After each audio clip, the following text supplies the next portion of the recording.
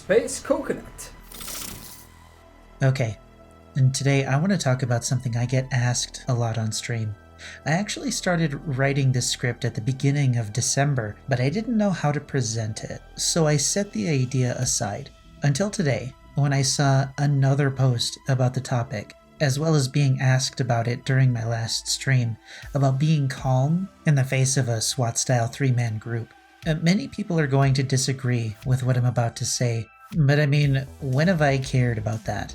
Before I get into this, be sure to sub to the channel, hit the bell, like the video, follow me on Twitch. 2021 is going to be worse. Follow me on Twitter, join the Discord, and share this video. Sharing these videos is the most effective way to get the message to more people. And this one, in my opinion, is quite important for new players, as well as people who find themselves being bullied in matches. The first post: how do I make myself not feel horrible after 3 awful losses? By just here to have fun. I just played 3 matches as killer and got absolutely destroyed every time. I'm not tilted, the survivors played well. It's not their fault I'm being matched with them, but they were ridiculously good and I was ridiculously not. I'm a green rank hag main. I feel like garbage now, and I don't really know how to not feel like garbage after times like these. I'm sure most red rank killers went through stuff like this. How do I get better without feeling awful about myself? The second one: how do I deal with mean survivors? By Annie here. I bought the game this Christmas and played as killer only once, as the Huntress. Throughout the game, I could not find the survivors. I only found one survivor when they only had 1 gen left. He was injured but managed to run away. When the exit was open, everyone stood there pressing control and leaving away as I approached them. I felt pretty sad. I couldn't find them. I lost them pretty quickly in chase, and at the end of the match, they gave a kind of gesture that says, "You're really bad, we're already out." Since then, I have stayed as a survivor. I have always loved this role, but at the same time I want to be in the second role, with the power. I watched videos, read questions that were all related to killers in the game, and I came to the conclusion that they are getting hate. I want to play as killer, but a nice killer who gives an easy life to survivors sometimes. But I'm afraid of the attitude I'm going to get from the survivors, because I'm not good as a killer. I want to play as the Spirit and the Legion. But to tell you the truth, I have no confidence to play as killer because of what happened. I know it will probably take me a lot of games until I get used to it and find survivors, but until then, how do I deal with mean survivors? Now, for those of you new players trying out killer for the first time and running into matches that feel impossible to win, here's what you need to know. Dead by Daylight is designed for survivors to survive against the killer. It's designed so the killer is held back by the game in order to give survivors a greater chance of survival than they would normally have. The devs have said that the game is meant to be balanced around their 2-kill, 2-escape philosophy. According to the stats that they release or discuss once in a while, they regularly tone down killers that overperform according to their data. This means that their kill rate is higher than their intended balance philosophy intends. We've seen this with Nurse and Hillbilly, while Freddy is next to be nerfed. We've only seen the devs just as drastically improve the killer role a few times.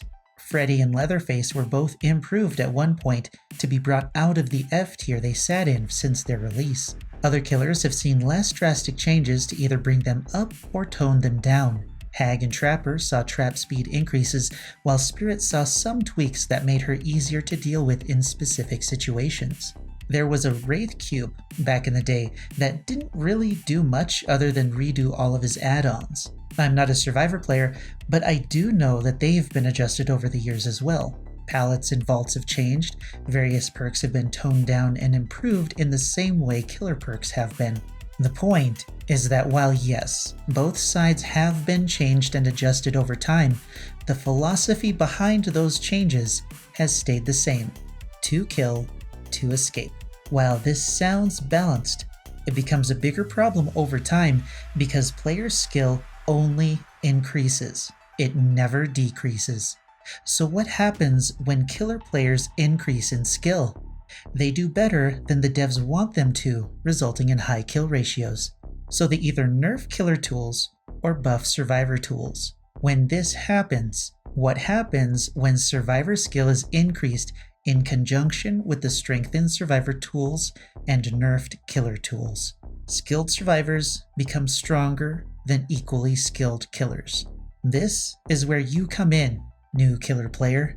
Thanks to the devs' incredible matchmaking system, the chances are quite high that you'll end up going up against players who are higher skilled than you at the game, and they have all the tools available to them while you're working to unlock your perks with the insane grind you've gotten yourself into. Matchmaking is a dead horse at this point. Search YouTube for videos on that if you want to find out why it's so bad. You have a choice at this point as a new Dead by Daylight player. You can fight through the grind and awful learning curve to become a better killer player. You can take the easy route and become better with the survivor role. You can try and become better with both roles, but you still have to pick which one comes first. Or you can play something else, as the game director Matthew Cote told players when talking about killer frustration. Another question, playing killers was fun a long time ago, but now it's only stressful. But that's an opinion, a valid opinion, but that's an opinion. I used to love playing as a killer, win or lose, it was fun, but currently no matter what, it's just filled with stress and anger. Killers aren't feared anymore. Do you have any plans or ideas how you would like to improve the killer experience? Well, I would say maybe try Survivor for a bit.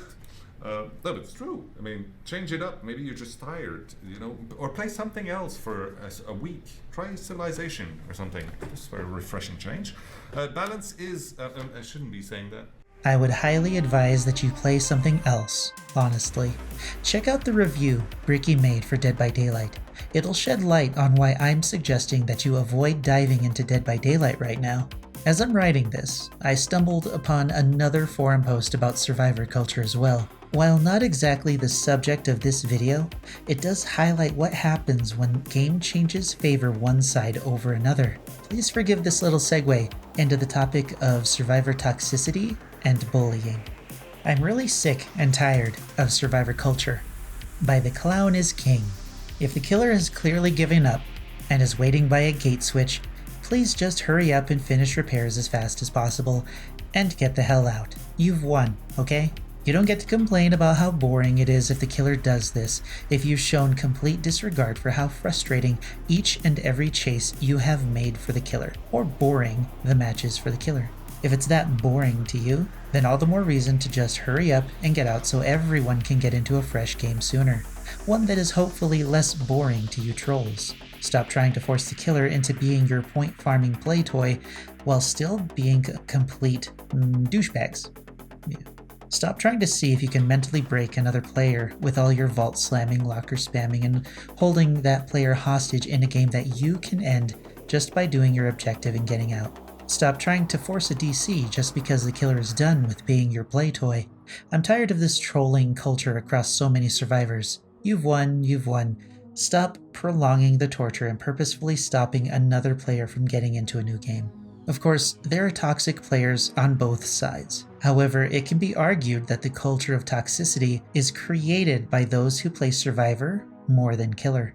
There are, after all, more survivor players than killer players by a rough 4-to-1 ratio. This isn't true for everyone, of course.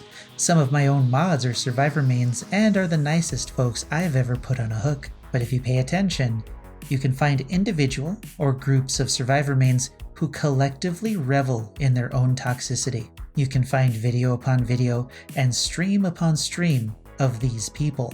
How many killer mains do you find that do the same? This is why you will feel bad playing against survivor players who do the survivor things when they've won. The players who revel in making you feel bad are bullies by nature, and the game caters to people with a tendency for bullying. This is the reality of Dead by Daylight today. If you understand that as a killer player, the game is designed for you to fail, not only will you have an easier time accepting a loss and letting go of the toxic behaviors of survivors, you'll also be able to relish in the victories you have against those types of players.